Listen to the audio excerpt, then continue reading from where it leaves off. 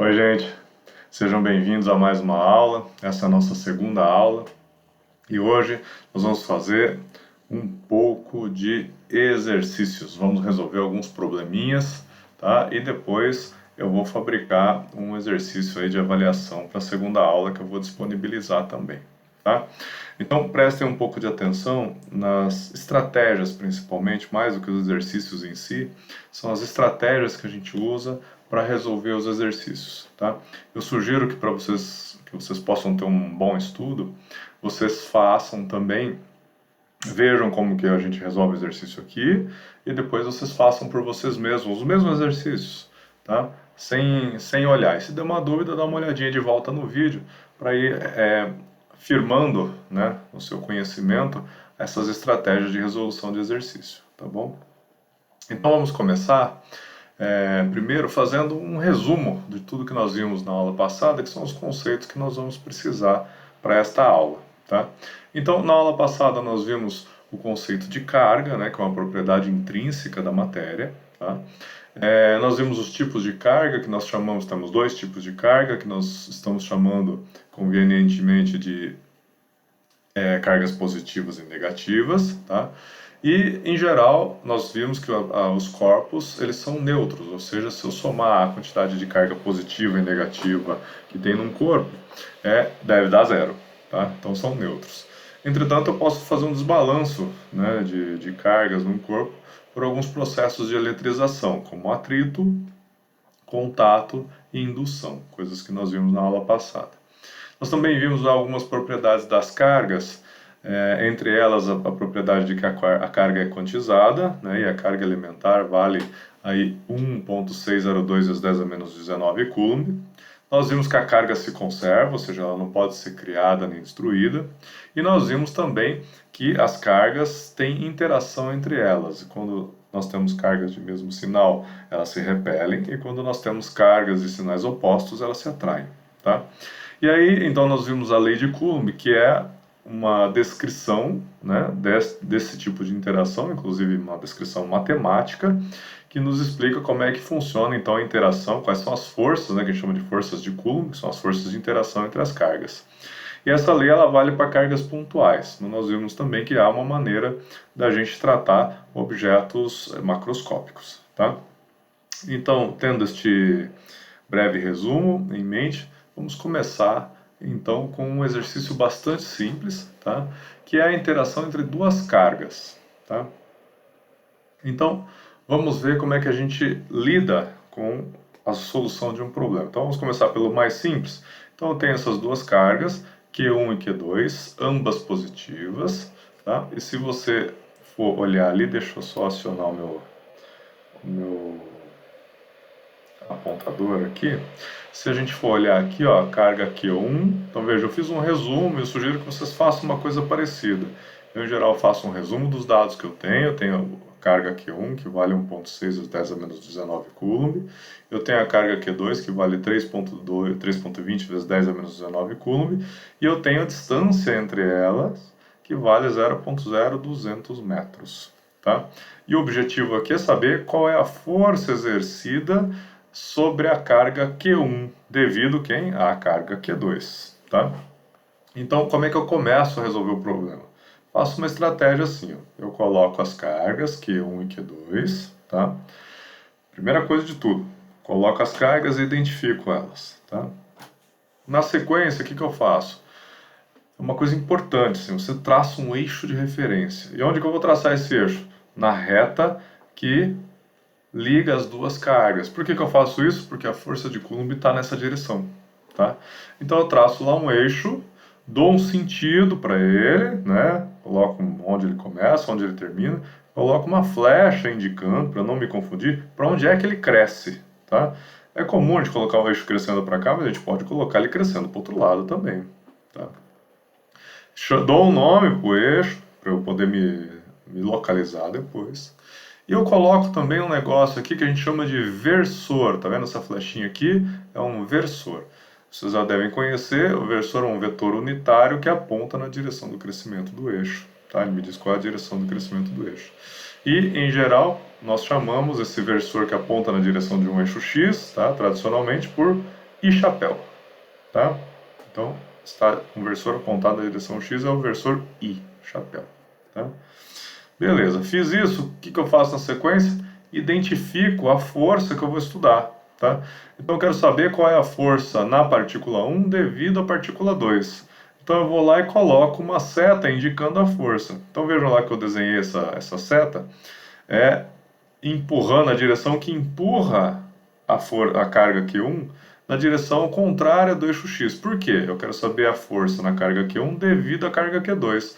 Ambas são positivas, então o que acontece com elas? Se repelem. Então significa que a carga Q1 tem a tendência de se afastar da carga Q2. Tá? Ou seja, a força é no sentido de afastar a carga Q1 da carga Q2. Tá? No sentido negativo do eixo X.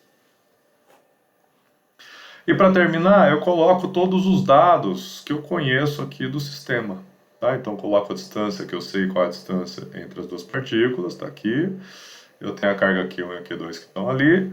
E o que eu quero saber é a força de Coulomb na partícula 1 devido à partícula 2. Tá? Beleza. Então, na sequência, o que eu faço? Eu me preparo aqui, o que eu preciso saber é a força de Coulomb. Então, tem a expressão geral aqui da força de Coulomb, que eu reescrevi ela aqui como a força de Coulomb, na partícula A devido à partícula B, é igual ao quê? 1 sobre 4πε0, módulo da carga QA da partícula A, módulo da carga da partícula B, dividido pela distância entre elas ao quadrado, na direção R, que está na reta entre as duas cargas. Tá? Beleza. E aí depois, nesse caso aqui é simplesinho, basta substituir os valores. Então, 1 sobre 4πε0, eu tenho lá 8,99 vezes 10 a 9 newton metro quadrado por Coulomb ao quadrado. Notem que eu já coloquei as unidades aqui, ó, e assim me facilita, eu faço a conta com os números e também com as unidades. E depois eu tiro aqui, ó, qual é a unidade final, beleza? Então vamos continuar.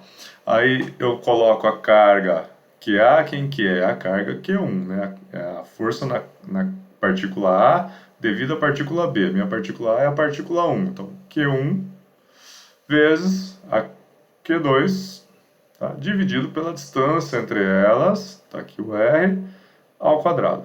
Na direção de quem? Menos x. Por quê? O versor menos x. Na verdade, depois a gente vai identificar esse versor menos x como menos i lá, né? Quando eu indico menos x, estou falando o quê? Que a força está no sentido de empurrar a partícula Q1 na direção contrária que eu disse que o x é positivo, então menos x. Tá? Beleza, se eu fizer essas contas aqui, eu vou encontrar esse valor, 1,15 vezes 10 a menos 24 newton. E o newton eu tiro aqui, ó. Primeiro, eu sei que é uma força no sistema internacional é dada em newton, né? Então tem que dar newton no fim. Mas vocês podem fazer a conta aqui, ó. Coulomb quadrado, Coulomb quadrado, Coulomb quadrado, metro quadrado, sobra newton, tá? Beleza, então eu posso reescrever isso na forma aqui do versor I, ó. Então eu fico com a força de Coulomb na partícula 1 devido à partícula 2 como sendo 1,15 vezes 10 a menos 24 newton na direção menos I. Ou força de Coulomb na partícula 1 devido à partícula 2 igual menos 1,15 vezes 10 a menos 24 newtons na direção I. Tá? Os dois jeitos são equivalentes de escrever. Beleza? Então a gente encontrou a força de Coulomb que está atuando na partícula Q1 devido à presença da partícula Q2. Tá? Beleza. Então agora vamos fazer o quê? Vamos complicar um pouquinho mais a situação. Vamos inserir entre a partícula Q1 e Q2, então o problema continua sendo o mesmo, mas eu vou inserir agora uma partícula Q3. E essa partícula Q3 tem uma carga negativa. Tá? A Q1 e a Q2 têm carga positiva e a Q3 tem carga negativa. Aqui estão todos os valores, então fiz lá a minha preparação para o exercício, anotei todos os valores que foram dados, anotei a distância que foi dada entre a partícula 1 e a 2 e a distância entre a partícula 1 e a 3 também foi dada no problema como 3/4 da distância entre a partícula 1 e a 2. E o objetivo do problema qual que é? Eu quero de novo saber qual é a força exercida sobre a partícula 1, tá? Q1. Então, lógico que aqui eu coloquei a força total, porque agora eu tenho duas partículas, né? Então eu preciso saber a força na Q1 devido a essas duas partículas. E aí entra, né, a superposição, lembra? As forças de Coulomb podem ser superpostas, então eu vou ter que somar as forças devido a cada uma dessas duas partículas, beleza? Então eu me preparo, de novo, fazendo tudo que eu já fiz no outro. Eu vou lá, coloco um eixo de referência, dou a direção dele, dou um nome para ele, coloco o versor que identifica a sua direção, beleza? Vou lá, a partícula que me interessa, eu quero saber a força total na partícula 1, beleza? Então eu coloco lá as forças que vão atuar na partícula 1. Notem que eu coloquei uma seta na direção positiva do x, que azulzinha aqui para indicar que está relacionado com a partícula 3. E nota, como as duas são sinais opostos, há uma força de atração na partícula 1 devido à partícula 3. Então a força vai tentar movimentar a partícula 1 na direção da partícula 3. Tá? E tem uma outra seta aqui que é devido à força de interação com a partícula 2. Eu não coloquei muito em cima aqui, exatamente em cima do eixo x, para a gente poder visualizar melhor, tá? Mas ambas estão nessa mesma direção, tá? Nesse mesmo eixo, tá? Que é a reta que liga todas as cargas, tá? Então, de novo, aqui as duas, entre a Q1 e a Q2, elas têm o mesmo sinal, então a força deve ser de repulsão. Ela deve empurrar a partícula 1 na direção contrária do crescimento do eixo x. Tá? Notem também que eu fiz um esforço aqui, eu não calculei, mas eu fiz um esforço para já demonstrar que eu estou entendendo que a partícula 1 está mais próxima a partícula 3, desculpem, está mais próxima da partícula 1 do que a partícula 2 está. Então é natural, lembra? A força de Coulomb cai com 1 sobre r ao quadrado. Então quem está mais próximo tem uma força maior. Tá? Então o tamanho da seta aqui indica qualitativamente, porque ainda não fiz os cálculos, o tamanho do vetor, tá? A magnitude do vetor. Então o vetor de repulsão deve ser menor porque a partícula 2 está mais longe da partícula 1. Tá? Beleza. E aí eu faço sempre o mesmo processo, tá? É quase um ritual. Aí eu vou lá, coloco os dados que eu tenho essa distância, e o que eu quero saber, a força total na partícula 1, o que é?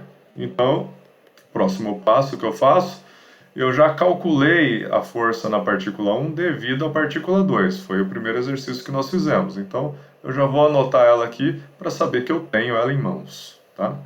Depois, eu vou utilizar a minha equação de referência, está sempre pertinho para poder olhar e fazer as contas, e vou substituir valores agora. 1 sobre 4πy0, substituir aqui com unidades e tudo.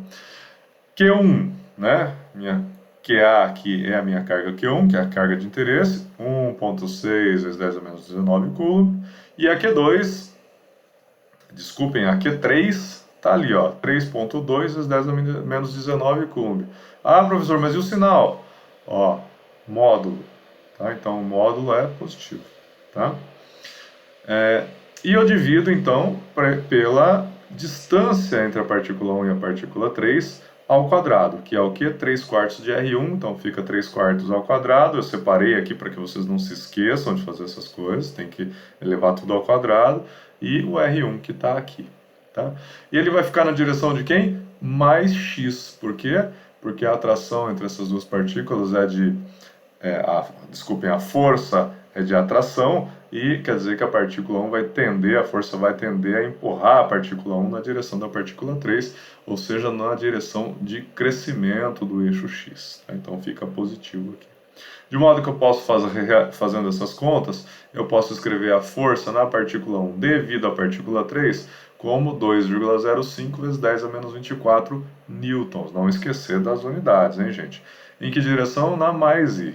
Seja no crescimento, na direção de crescimento do eixo x, tá? Beleza. Agora eu preciso saber a força total, tá? Não podemos esquecer que é uma soma vetorial, tá? Então, eu vou fazer a força total na partícula 1 é a soma vetorial da força de Coulomb na partícula 1 devido à partícula 2 mais a força de Coulomb na partícula 1 devido à partícula 3. Tá? Então basta eu somar, eu só tenho componentes I aqui, né, ou seja, componentes x do vetor na direção x, então basta eu somar ambas, tá? Então aqui está a força na partícula 1 devido à partícula 2, que nós calculamos anteriormente, e a força que acabamos de calcular na partícula 1 devido à partícula 3. Se eu fizer essa conta, eu vou ficar com a força total de Coulomb na partícula 1, devido às outras duas partículas, é 9,00 vezes 10 a menos 25 newtons na direção positiva do eixo x. Tá? Muito bem. Então agora nós vamos fazer mais uma complicaçãozinha. Então agora notem que eu peguei a partícula 3 e tirei, antes estava todo mundo no eixo x. Agora eu tirei a partícula do eixo x, a partícula 3. Tá? Significa o quê? Que o problema agora ele é bidimensional.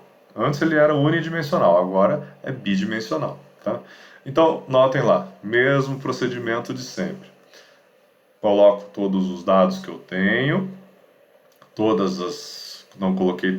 Listei todas as cargas, listei todas as distâncias. Notem que aqui o R13 continua sendo o mesmo. O que vai mudar é o ângulo com o qual eu tirei ele do eixo X. Tá?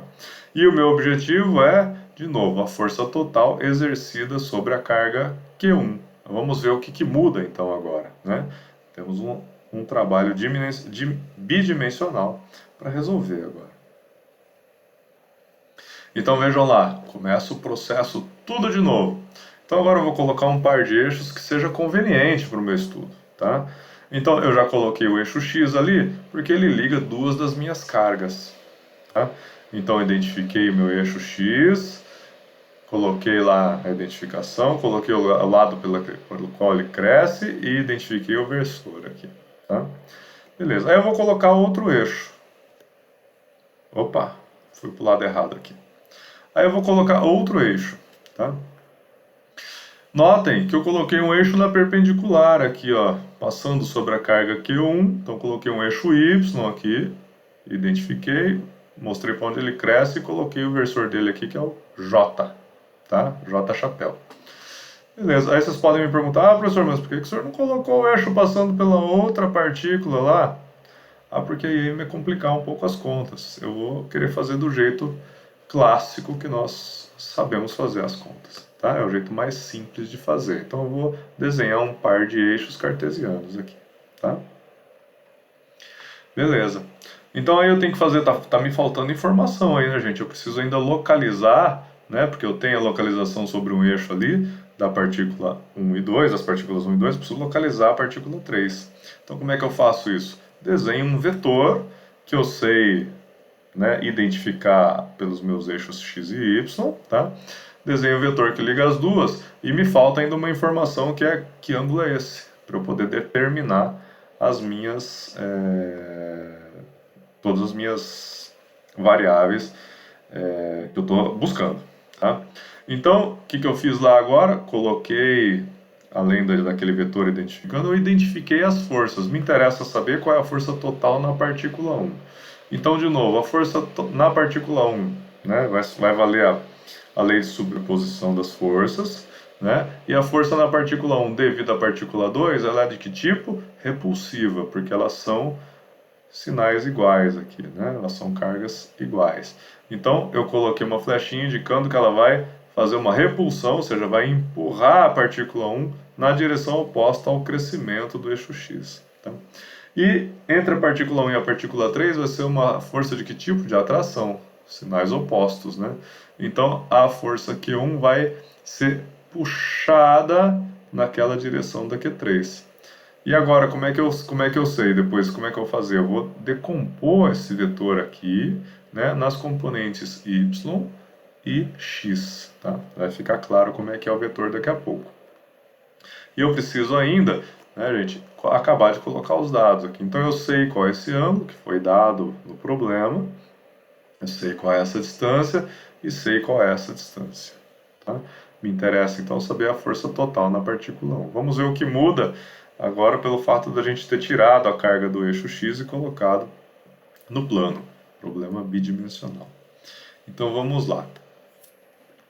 De novo, nós temos lá, ó, a força na partícula 1 devido à partícula 2 não mudou nada, está tudo no eixo x ainda, então vale aquela conta que nós já fizemos, está aqui, vou colocar ela para nos lembrar. Tenho aqui a minha expressão geral para eu poder olhar e me direcionar nas minhas contas. E agora me interessa saber quanto que vale a força na partícula 1 devido à partícula 3, tá? E notem aqui, ó, que eu coloquei o módulo, tá? E qual que é o módulo? Não mudou nada, né, gente? Se eu fizer a conta, eu vou receber lá de novo 2,05 vezes 10 a menos 24 newtons, né? Vamos voltar lá só para a gente checar, ó.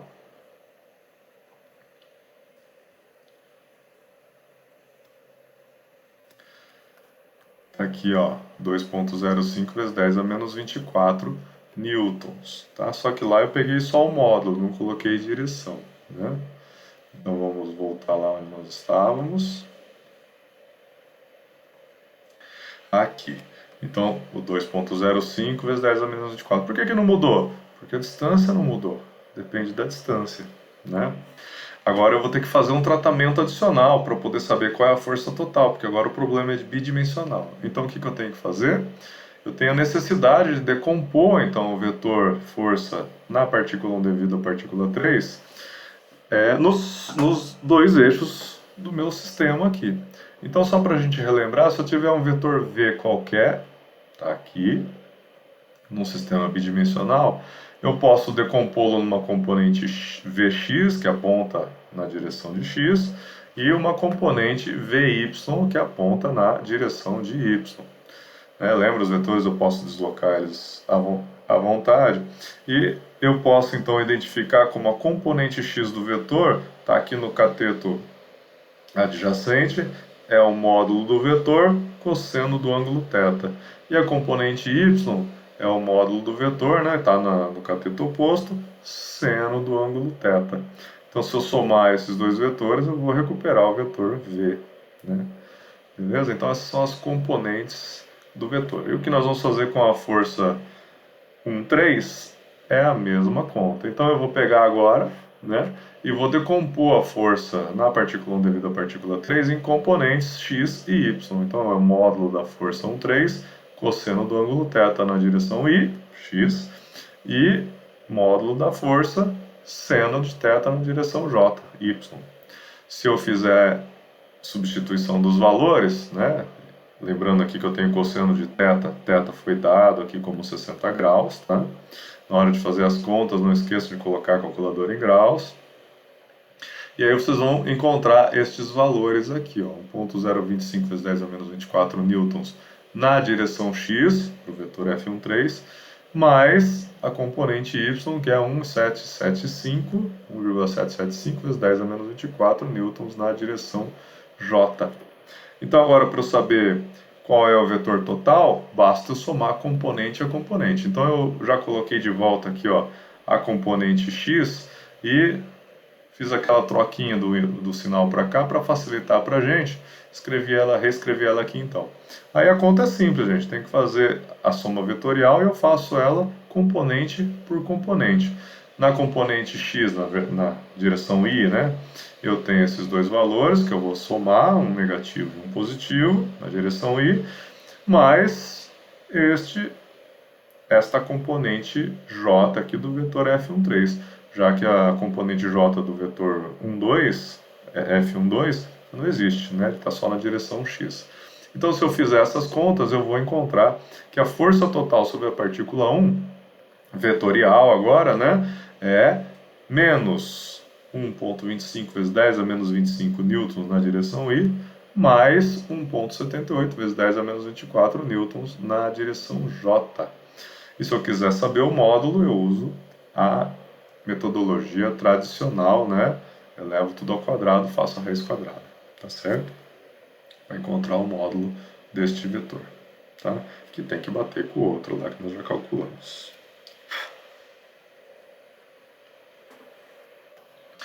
Muito bem.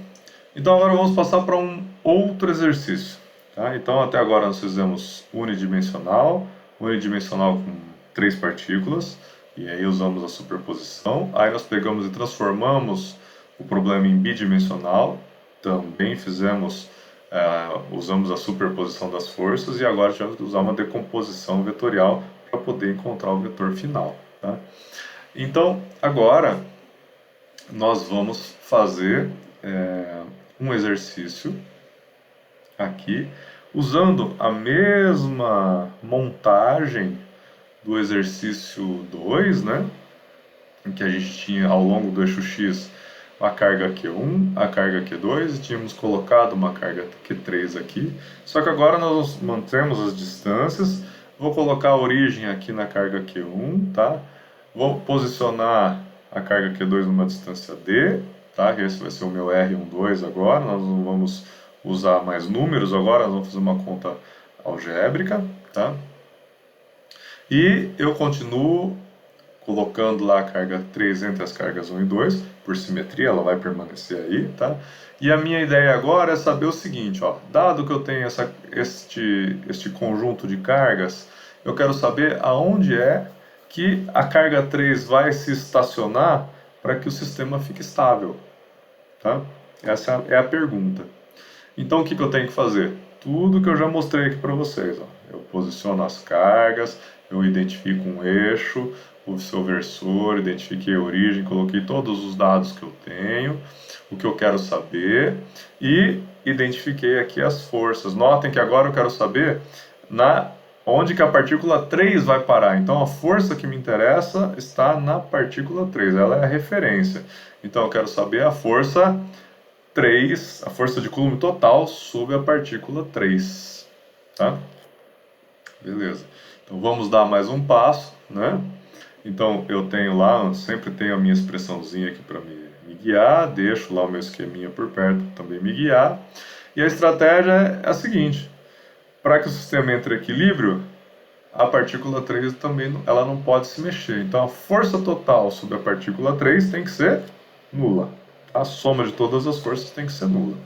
Então, qual que é a força total de Coulomb sobre a partícula 3? É a força na partícula 3 devido à partícula 1, tá aqui, né?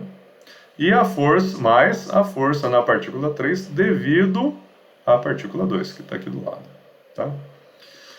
Isso tudo tem que ser igual a zero, para que eu cumpra a condição de equilíbrio. De modo que eu tenho, então, esta expressão, tá? Muito bem. Então eu vou lá e pego a minha expressão de referência aqui e vou substituir os valores que eu tenho, tá? Então eu tenho lá 1 sobre 4πε0, vou calcular primeiro a força na partícula 3 devido à partícula 1, tá? Então a partícula 3 tem carga menos Q, tá lá, né? Menos Q, vezes a carga da partícula 1, mais Q, dividido pela distância entre elas ao quadrado, o R13, tá? Que é, no fim, o que eu quero saber. Então tá aqui o meu objetivo, tá? Mais a força Coulomb na partícula 3 devido à partícula 2. Então, de novo, 1 sobre 4πε0, módulo da carga 3, menos Q, vezes a carga 2, mais Q, módulo da carga 2, dividido pela distância entre elas, tá? Então, se eu coloquei a origem aqui, ó, na partícula 1, e localizei a partícula 2 em D, né? A distância entre 1 e 2 é o R13, nós colocamos aqui, e a distância entre 3 e 2, né? Desculpem, eu falei ao contrário, né? A distância entre 1 e 3 é o R13, e a distância entre 3 e 2 é o D menos esse R13. Vai me dar esse trechinho aqui, tá? Então eu coloco lá o R12, tá? Que é o meu próprio D, menos o R13.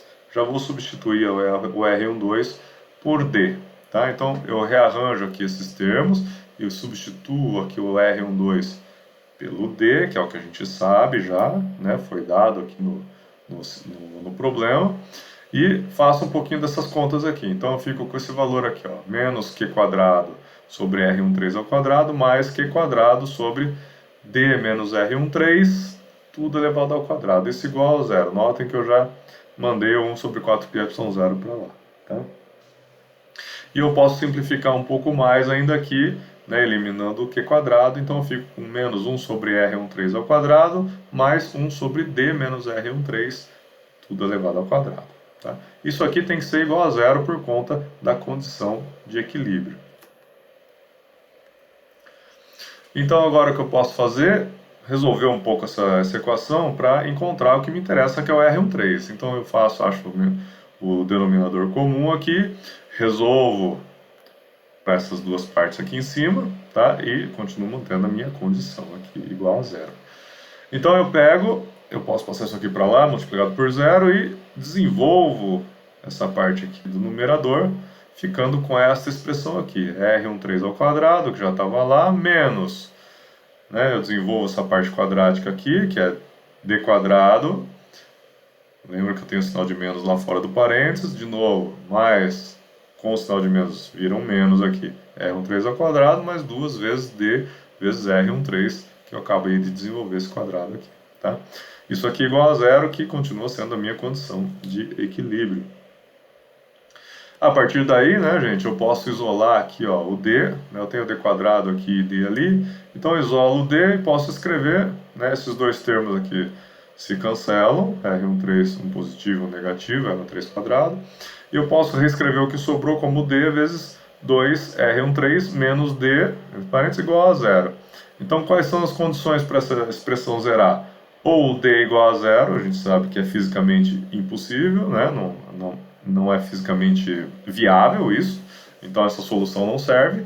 E a outra solução é que o que está dentro do parênteses se anule. Então, desta condição, a gente tira que a distância para que o sistema entre em equilíbrio, né, a distância em que a partícula 3 tem que se posicionar para que o sistema entre em equilíbrio, é exatamente a metade da distância entre as outras duas partículas. Nós fizemos a conta até o fim, né, gente? Mas se vocês tivessem olhado logo do começo e pensado que todas as cargas são iguais, né, a menos dos seus sinais, significa o quê? Já dava para prever, né, que a posição de equilíbrio da carga 3 seria bem no meio. Por quê? Ela seria atraída pela carga 1 com uma força exatamente igual a que a carga 2 a atrairia para o outro lado. Então, onde que vai ficar? Empatado, no meio, né? Foi exatamente esse resultado que nós obtivemos aqui, beleza? É sempre bom, gente, olhar o resultado final que nós tiramos, é sempre bom checar, né, se ele é fisicamente viável, tá? Então aí nós fizemos uma checagem conceitual bastante rápida que nos permite dizer assim, esse resultado que nós obtivemos realmente tem que ser esse aí. Ele é adequado. Então vamos passar agora, gente, para mais um exemplo aqui, mais um exercício. Só que agora nós vamos sair das cargas pontuais e vamos partir para as cascas esféricas, né, objetos tridimensionais agora. Então o exercício é o seguinte, ó.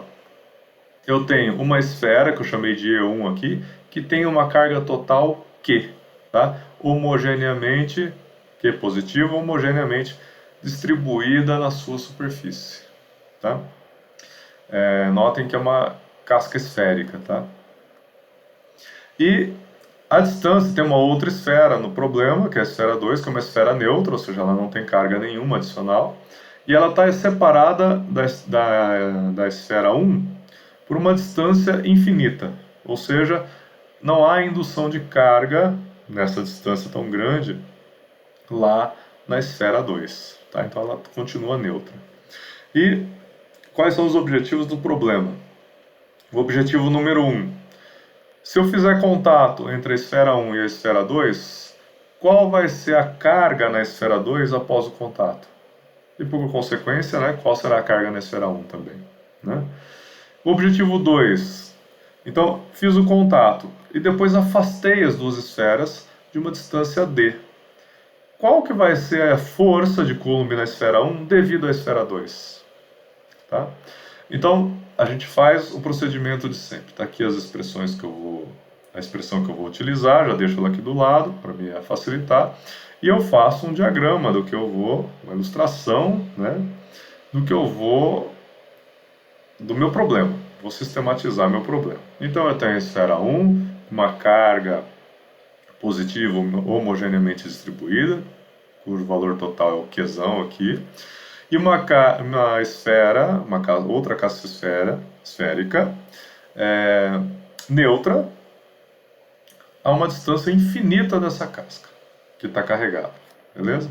Então no próximo passo eu vou colocar as duas em contato. O que vai acontecer? A carga, uma parte da carga da esfera 1 vai fluir para a esfera 2. Quanto que vai fluir? Vai fluir a metade, né, gente? Quando a quantidade de carga na esfera 2 estiver igual à quantidade de carga na esfera 1, as cargas param de fluir. Tá?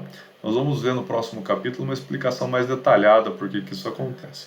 Por enquanto a gente pode pensar como se fossem dois recipientes com líquido, né, interligados numa dada altura, e aí eu abro a ligação entre eles, um está vazio, o outro está mais cheio, e quando é que o fluido vai parar de fluir de um para o outro? Quando os dois estiverem no mesmo nível. Tá? Aqui é a mesma coisa, mas depois nós vamos ver com outros conceitos por que isso acontece, tá? Nos próximos capítulos. Por enquanto vamos entender nesta forma que eu acabei de explicar. Então o que vai acontecer? Metade da carga da esfera 1 vai passar para a esfera 2. E cada uma delas vai ficar então com metade da carga. Tá? Ótimo. Então agora qual que é o próximo passo? Agora eu vou afastá-las de uma distância d e quero saber qual é a força na esfera 1 devida à esfera 2. Então agora a esfera 2 está com carga. Então vai ter uma força de interação entre elas. Tá? Então, olha lá, esquematizei de novo. Coloquei a esfera 1, afastei a esfera 2 de uma distância d e deixei indicado aqui ainda que tem a carga Q sobre 2 agora em cada uma das esferas. Tá? Aí eu tenho que lembrar o seguinte, gente, lembra? Estou procurando a força de interação entre elas. Quero saber a força na esfera 1 devido à esfera 2. Só que lembra que a lei de Coulomb vale para cargas pontuais. Né? Aí nós temos que sacar do bolso aqui o teorema das cascas, que diz o seguinte, né? Se eu tenho uma carga distribuída numa esfera, homogeneamente distribuída numa esfera condutora, eu posso encarar isso como se fosse uma carga pontual bem no centro da esfera. Tá? Então, se eu usar esse teorema, o que eu posso fazer? Eu posso tratar como a gente já tratou todos os outros problemas, né? Então eu fiz lá tudo de novo, né? Só que as cargas pontuais agora tem uma carga Q sobre 2. Fiz tudo de novo lá, coloquei o eixo, os versores, identifiquei tudo, coloquei a força, lembra? São partículas com a mesma carga, então elas vão se repelir. E a partícula de interesse é a partícula 1. Eu quero saber a força na partícula 1 devido a 2. Então a força eu indiquei ali que vai o quê? Vai fazer uma força de repulsão, ou seja, ela vai empurrar a carga 2 para longe da carga... Desculpem, vai empurrar a carga 1 para longe da carga 2, e isso quer dizer que vai na direção contrária ao crescimento do eixo x. Né? Aí eu pego a minha expressão padrão aqui, que eu deixo sempre de ladinho para me ajudar, e vou substituindo. Quem é QA, quem é QB, é Q sobre 2 nos dois casos, o módulo aqui. Qual é a distância entre elas? D ao quadrado. Em que direção que vai? Na direção de x, o R aqui é o nosso x, eu vou substituir logo na sequência aqui pelo I, tá? E não esquecer aqui do 1 sobre 4π epsilon 0. Tá?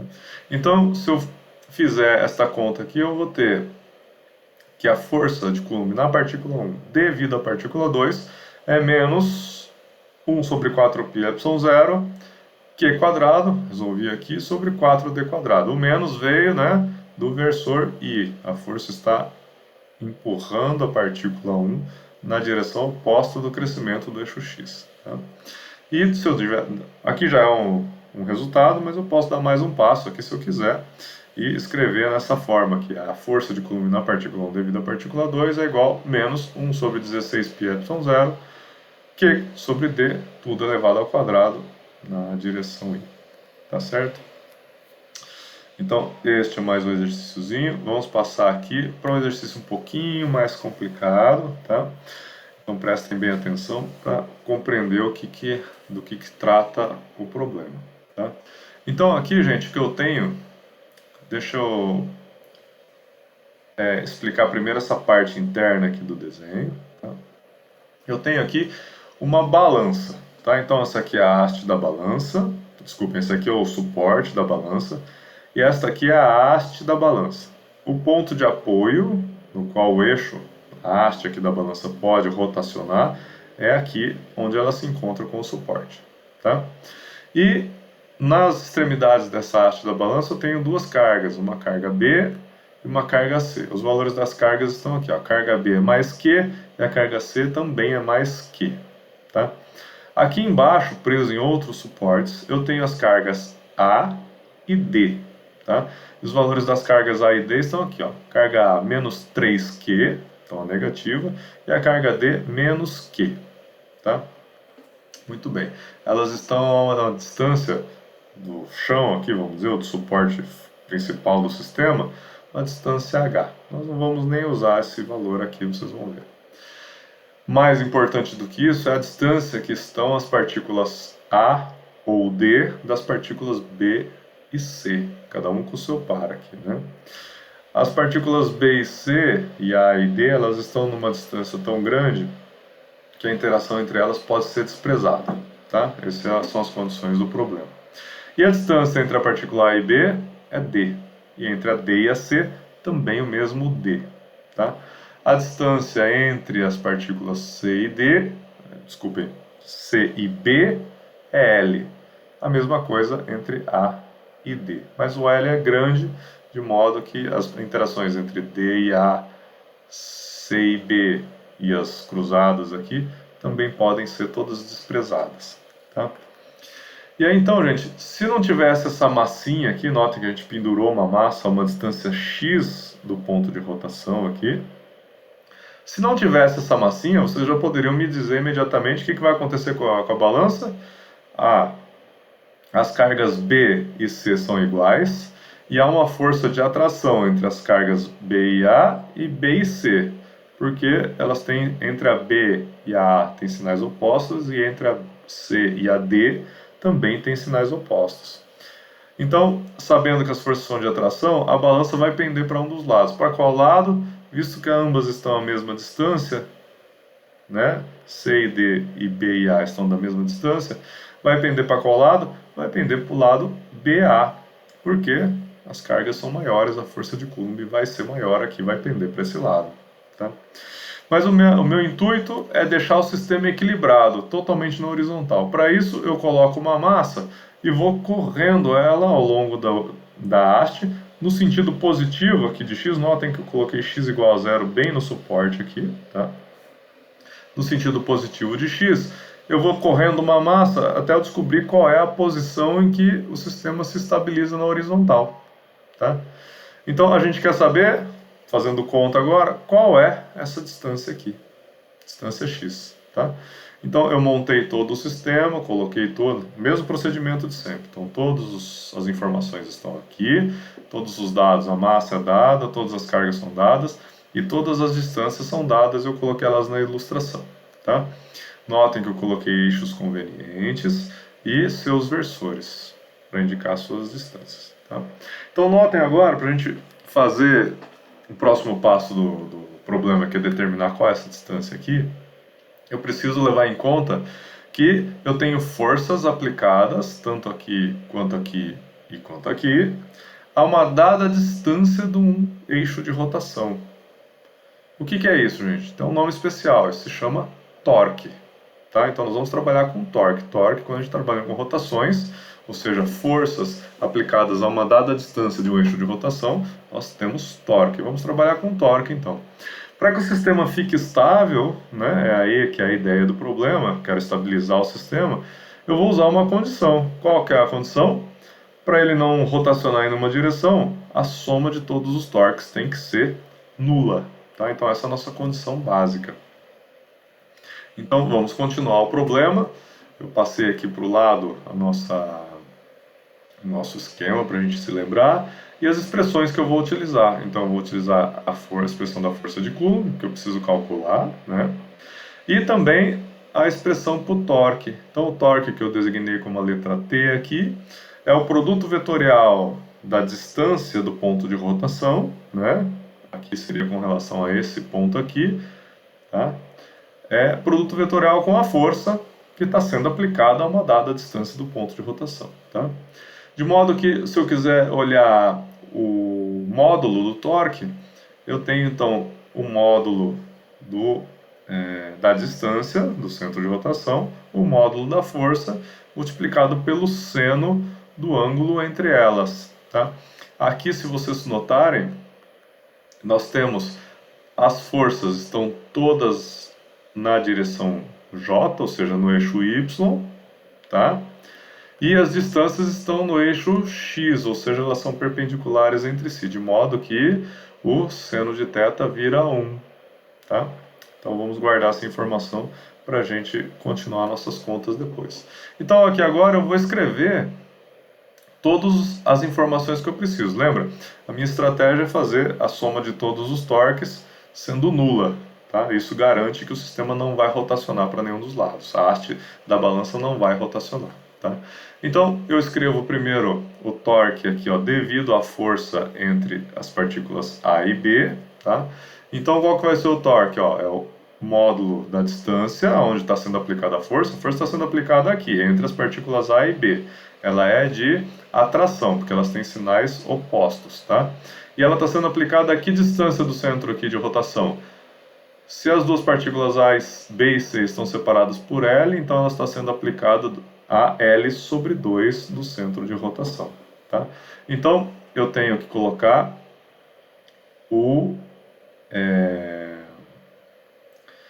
a distância e a força, tá? Então, como é que vai ser lá? L sobre 2 e a força de Coulomb entre as partículas A e B, tá? E do outro lado, eu tenho o torque devido à interação entre as partículas C e D, que vai ser o que de novo? L sobre 2 e a força de Coulomb entre as partículas C e D, tá?